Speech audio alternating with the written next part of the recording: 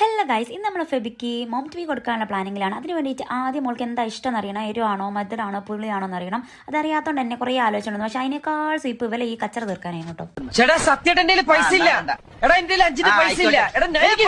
പോലെ കച്ചറ തീരുമ്പോഴത്തേന് നമുക്ക് കേക്ക് ഓർഡർ ചെയ്യാം. കാരണം അത് തീർക്കാൻ നിന്നാലും നേരം അന്ത്യാവും. ഇവന്റെ വിചാരം ഇവന്റെ മോം ടി വി ആണെന്നാണ്. ഓക്കെ ഉള്ളത് ഇവള് വാങ്ങാൻ സമ്മതിക്കുള്ളൂ. അതിന് പിടുത്തം വിടുന്നില്ല. ലാസ്റ്റ് ഓൾ പറഞ്ഞാൽ വാങ്ങിട്ടോ, കാരണം ഓൾ പറയുന്നത് രസം ഉണ്ടാവുള്ളൂ.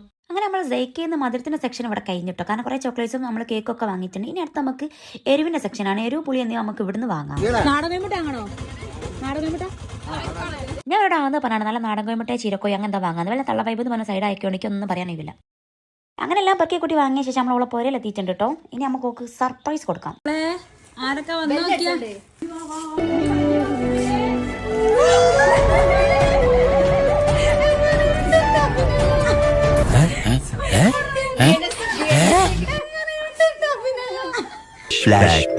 പിന്നെ ഇങ്ങോട്ട് ഓവർ എക്സ്പ്രഷൻ ആണ്ട് ഒരേ